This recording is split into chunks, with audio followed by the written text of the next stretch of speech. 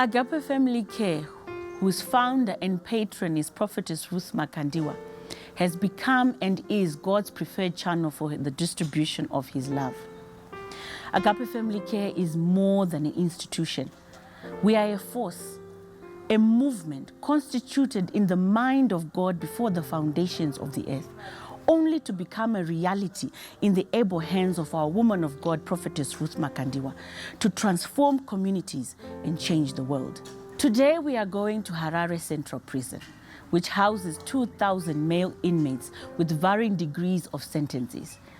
Based on Matthew 25, verse 36, one of the many verses that defines the scope and work of Prophetess Ruth Makandiwa at Agape Family Care. We are going to cook and provide lunch for 2,000 male inmates, as well as distribute our life lighter, hence hemming love and life.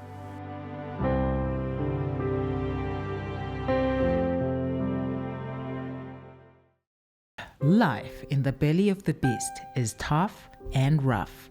Prison is a correctional facility put in place by the government to encourage people to repent from their crimes, show remorse, and return to the society. Jail is not a stress-free environment, and it is not luxurious.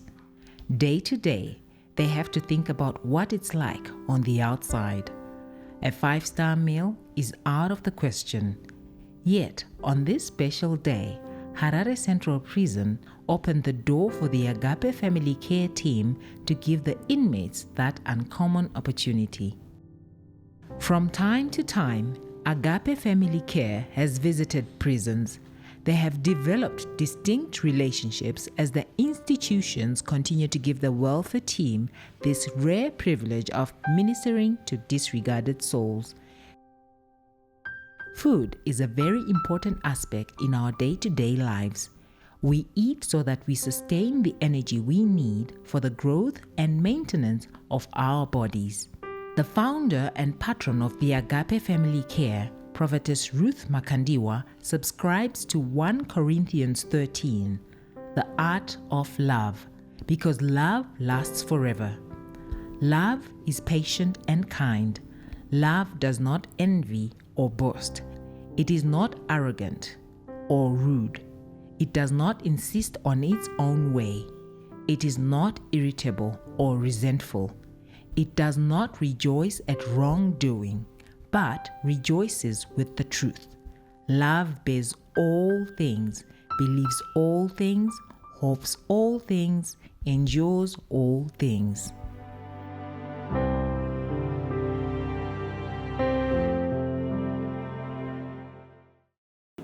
Bayenzi bedu tokukwazisa imose moroi aiwa magadini senyu neiko asaka moroi o tasanga sakati chakwazisana moroi aiwa magadini senyu parazana Daga parataniswa neusumba asinenyasha moroi o tasangana. Thank you so much. Murugufara ere. Ruth Makandiwa woye. Nasigune fasiga. Sayona.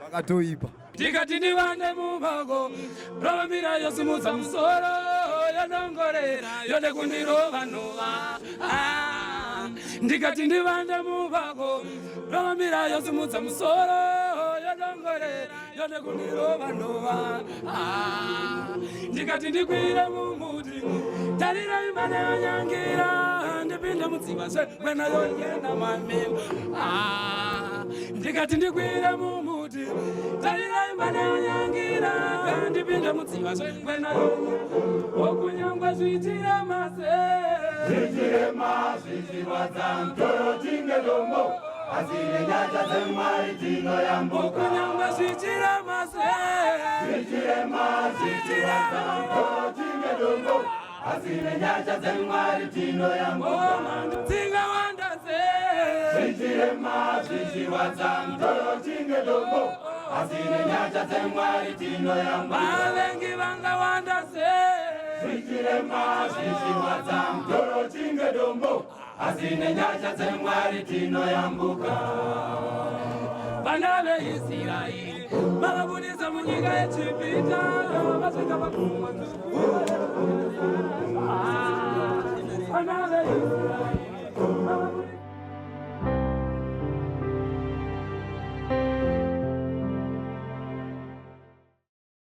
Prophet Emmanuel Makandiwa once said, though giving is good, but if you find someone who receives what you have given them, that is an extra blessing. To you, say, the administrators of Harare Central Prison, we would like to really thank you for allowing us to show and to distribute the love that Prophetess Ruth Makandiwa is taking to the nations, and also to appreciate you for accepting this love that she has demonstrated to you and your institution. Thank you, sir. I would like to take this opportunity to express our profound gratitude and thank Agape, which is an organization which is run under UFIC, which is under the leadership of the anointed woman of God, Prophetess Ruth Makandiwa. What we would like to thank you very much for your support, and we hope and trust that this relationship is going to grow from strength to strength. We want to thank you for the donation that you have given us as an institution. On behalf of the officer in charge, Harare Central Prison, Chief Superintendent Kambizi, I would like to thank you very much for offering and giving us a Christmas before Christmas. We thank you very much, and we wish that God will bless you more. And you are not going to do this at Harare Central Prison alone, but you are going to do this nationwide. Like your theme is to spread the God's love to the nations. I thank you very much for your support. Tiri kufara chaizvo kuva pano tichikunzirai kukwaziswa kurubva kuna Prophet Emmanuel Makandiwa vatituma kuti tikukwazisei tikuzivisei kuti vanokudai vanokunamatirai pamwe chete naProphetess Ruth Makandiwa vanovayo ndivo muridzi wechirongwa chino ichi chavatituma kuti tizowadzana nemi pamwe chete nekuzounza chikafu kwamuri neshungu dzekuti rudo rwaMwari rusvike kuvanhu vari mukati. Messi Wenga, the head of the UFIC catering team, gives a brief on the activities of the day. Our team looked geared for it. We started early as 6 o'clock. We started doing our vegetables. We were cutting our vegetables. The other team was running with cooking of the rice. The other team was running with the vegetables, the meats, and we were busy. We were all over the place. We thank the inmates there because they gave us so much support and they made it easier for us.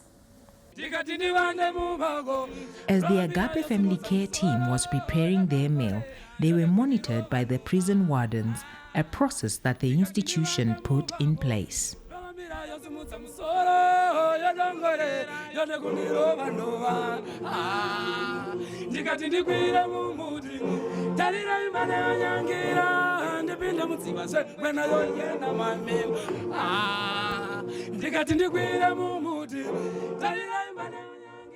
It took us about 4 or 5 hours and we were done with the cooking. We fed the inmates with the help of the other inmates. They made it easier for us. Ini zita rangu ndonzi Taurai Chikwata. Ndakamira za head cooker muno mukitchen. Ndinofara zvikuru nezvataitirwawo na mai Ruth Makandiwa. Vatirangarirawo Yesu panzvimbo ino yepa Harare Central Prison. Vakativigirawo chikafu. Vakauyawo kuzotiona zvekare nemabhuku ekuverenga. Saka zvinhu zvinongofadza kuti vanhu vanenge vari panze vanokuyeuka ivo muri mukati vachiuya vachizokuona ivo. Saka ndinofara zvekare nechikafu chatavigirwa chakawanda chekuti icho tanga tisina kana tarisiro yekuti tingasanganawo nechikafu chakadai sevasungwa tiri mukati mematorongo. Asi zvinhu zvinofadza kana vanhu vari panze vachikurangarirai. Saka tinongoti dai Mwari varamba vachivakomborera vachivawedzera pavanotapudza Inini ndinofara nechikafu chavaya nacho neuwando hwacho hwachakaita, nokuti chikafu ichi chikafu chakawanda zvokuti chinofidha jerere pano paHarare Central tese tichikwana sevasungwa neuwandu hwedu. Saka chikafu chataigirwa ichi chinongokwana neuwandu hwacho, uyezve chikafu chakasiyana siyana zvokuti kuti ndinyatsochirondedzera chimwe chacho handinochiziva kuti chinonzi chii. Saka zvinhu zvanongofarawo kuti vanhu vari panze vakauya vachizokuonai vachikukiraiwo chikafu chakadaro sechavari kungodyawo panze, vanhu vanoziva kuti aiwa kana ukasungwa unenge usina kunyanya kuraswa, asi kuti vanenge vachitokuyeukawo saizvozvo. Saka tinongotenda kuti dai Mwari vakavakomborera.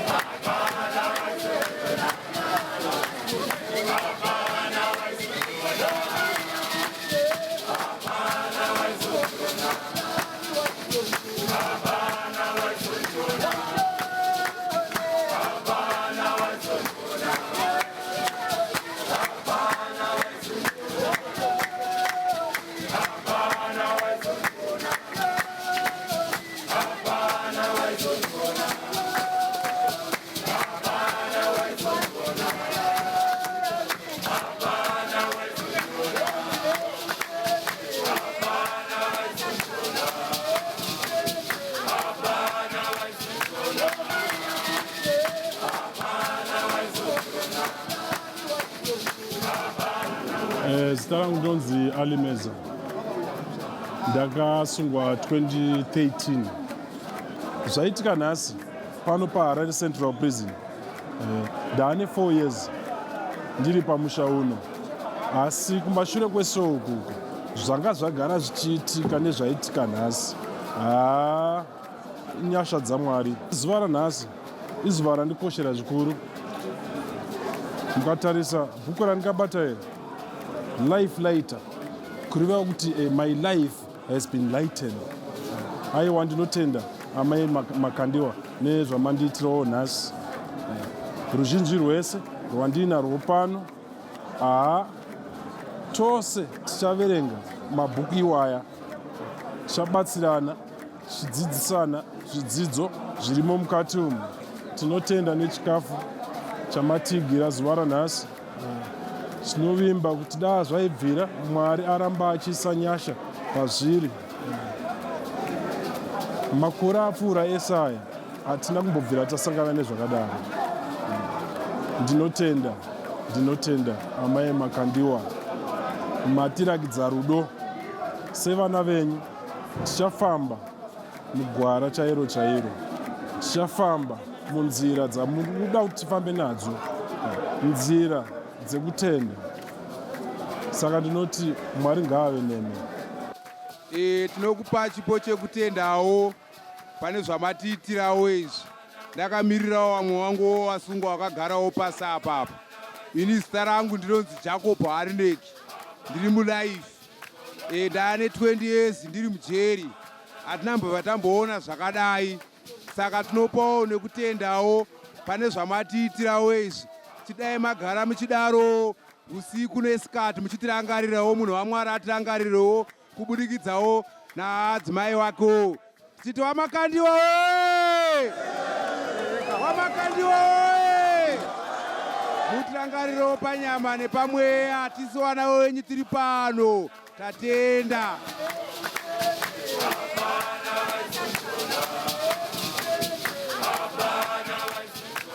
Masikati akanaka. Ndinotenda vakuru vandipawo nguva ino masikati ano muzita raJesu. Amen. Toda kutenda vakuru venzvimbo ino vose vatendera kuti chirongwa chino chine chekuita namama Prophetess Ruth Makandiwa vanova vatituma zuva ranhasi. Toda kuti nditaure mashoko ari mubhuku randakabata panapa rinonzi Life Lighter. Bhuku iri rinonyorwa nababa Prophet Makandiwa pamwe chete namama Prophetess Ruth Makandiwa. Pane musoro wenhau unoti tinofanira kunzwa zvinopfuura nzeve dzepanyama. Kana shoko richinge rauya ngaripinde pakadzikadzika peupenyu hwedu mumwoyo medu. Shoko iroro roshandura mararamiro edu. ndiko kuti ramangwana ritiitire zvakanaka. Tingafunga kuti upenyu hwedu hwaparara hwaguma. Hazvina kudaro. Jehovha vane ramangwana renyu. Iwe uchibva pano, ziva kuti uko kunze uko kune zvakanaka zvakakumirirai. Unogona kuparidza, unogona kutoshanda, unogona kuva a businessman, a great miner. Utonzi unhane mugodi wake. Naika. But izvozvo zvakuda kuti iwewe pachako uve netariro yemangwana rako.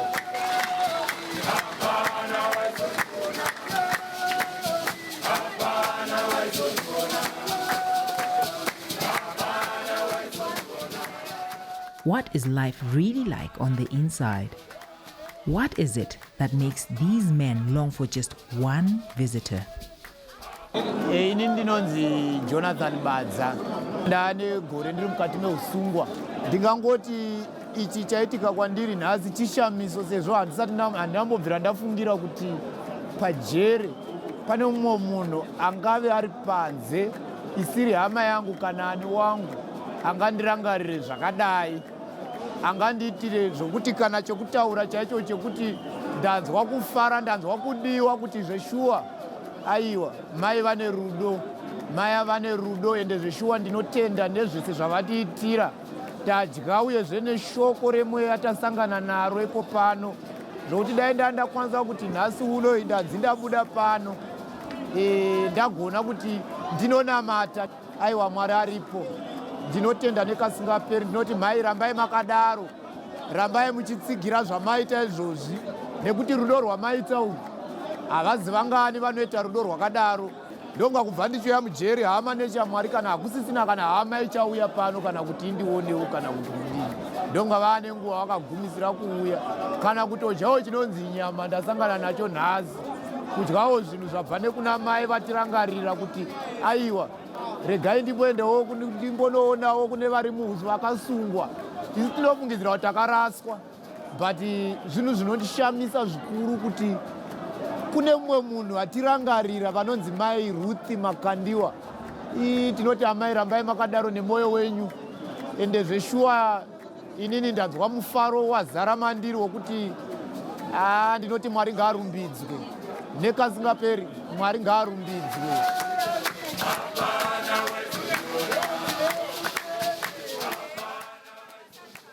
Oh, inyaya ya Noah.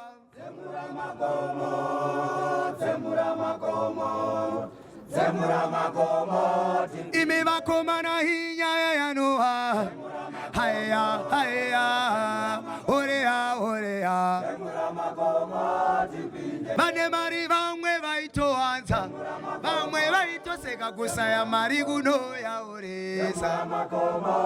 Imi vanu ava vengu vaya Noah, pura ya ibuda pasi yakanga esinga naye. Tati vanu ava vengu vaya Noah, pura ya ifinina yakanga esinga naye. Saka yose ya itaura Noah, vaiti Noah no penga no kutimbura ya ibuda pasi. Vakafunduka mikore chena richibuda, richipa kumavirira, rakananga maotsa nyemba. Zvikanzimi ari kupi Noah, vana vedu Noah, taparatika Noaka. Vakomana mbura zhinji yakanaya, makomo dokuyura, dzimba dzose dzakanyura. Vakagugutira kuti pa kuti ngite, kuti pa kuti ndi kuti pa kuti ndindeka.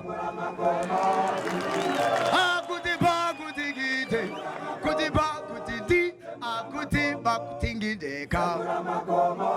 Imi vakomana Jesu aitauraka.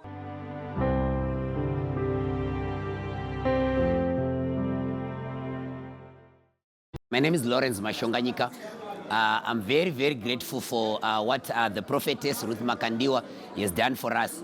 Honestly, there are a lot of misconceptions that are out there pertaining us people who are living behind the walls. You see, a lot of people don't even need to associate with us. But what the prophetess and the UFIC have done today as a family, you see, we really appreciate such a gesture. There are a lot of people who follow the Christian way, but they don't show it on the ground. But what UFIC, being led by the prophetess Ruth Makandiwa, have done today, truly they've authenticated the gospel which they preach. And we just say, may God richly bless them in whatever they do. As inmates who are living behind the walls, the world outside there is already ostracized us. There is disenfranchised us. Some of us are not even remembered by our own relatives. But if somebody who is not even related to us is doing such kind of a thing, definitely we just say, may God richly bless them and bless whatever they do, even bless the ministry at large. You see, we thank God very much for what they've done unto us today. We really appreciate these reading materials they've brought.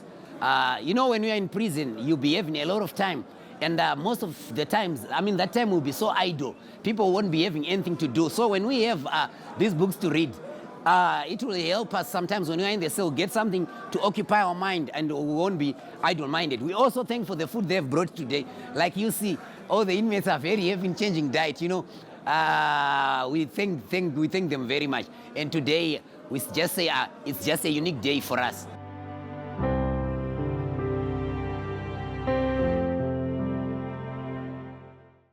Ini zita rangu ndonzi Maxwell Gisi. Kumba vanondizana kuti baba Teddy. Ndakapinda mutrongo muno gore ra 2015. Zuva ranhasi izo rakakosha strike muupenyu hwangu ndiri mukati meusungwa uno. Nokuti zvataitirwa namai Ruth Makandiwa zvinhu zvakakosha muupenyu hwangu. Hatisati tambosangana nechiitiko chakaita sechichi. First time in history kumajere ese muZimbabwe. Neuwandu hwedu pano paHarare Central Prison tinosvika nearly 2000 vanhu.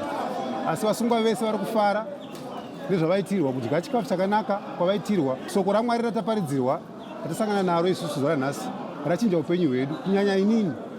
Nokuti ndosogara tichiona baba namai Makandiwa paTV. Bozi mazuva ano majere munotire maTV, tichiona masemonzi avo ese togara tichimateverera kumashure. Asi taingonamata kuti denu one day zvaitika kuti vaite sei vambotishanyira paHarare Central Prison kuzotiparidzira tichivaonawo live. Saka zuva ranhasi handiri kangani muupenyu hwangu nokuti zvatasangana nazvo zvasandura upenyu vanhu vakawanda. Shoko raMwari raparidzirwa, mabhuku tamapiwa amunowana andakabata panapa. Ndava ne2 years ndiri pano paHarare Central Prison. Ndasarwawo ne80 days kuti ndibve ndabuda muusungwa.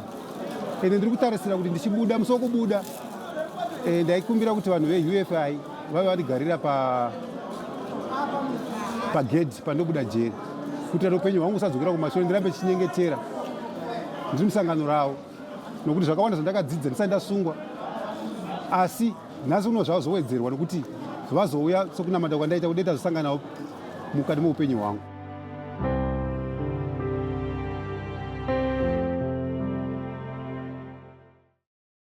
Ndonzi Christopher Goza, kumusha wamwe ndekwaMutare, Konde Valley. Takapinda mujeri 2008 kusvika izvezvi. Murimandi ndakagara 2 years, which means ndakapinda 2006. Kusvika izvozvi ndoda kutenda mai Prophet Makandiwa vanonzi Ruth. Ndoda kuvatenda zvakanyanya. Asi chaiva chishuwo chedu kuti dai varamba vachitira sezvavatiitira nhasi, voramba vachitirangarira futi gore rimwe narimwe. Toda kutenda nekuti dai varamba vachitipa mabhuku ekuverenga, zvinoramba zvichitisimudzira. Kunyange tiri kupika majeri, hatizozwi kurwadziwa jeri nekuda kwekuti tinenge tine hope kuti shoko raMwari rinoti zvakati. Kunyange mavhesisi evanokota mumabhuku ewe tinombopota tichiverenga anouya kunoku, tinenge tinitarisire kuti tinozviona shure kwenda panze iripo. Hatizofiri mumajeri nekuda kwekuti tarisiro tinayo mujeri. Zvinotibatsira, zvinotipa hope yekuti kana panze tinoziva kuti tine hama, tinoziva kuti tine petinotangira, tine pekotangira kuti katikabuda hatirambi tichitambudzika nekuti shoko raMwari rinotivigira rinotisimudzira zvakanyanya. Tikaverenga shoko raMwari kubhuku yaJohn chapter 4 chapter 14 verse 14 inoti, if you ask anything in my name I will do it. So tainamata tichiti no ngawauye kuno wamboona wasungwa, chava chishuwo chedu. Minamatedi yanzikwa zuva ranhasi kuti wati wauya, although wasiri pano but in spiritual we are together.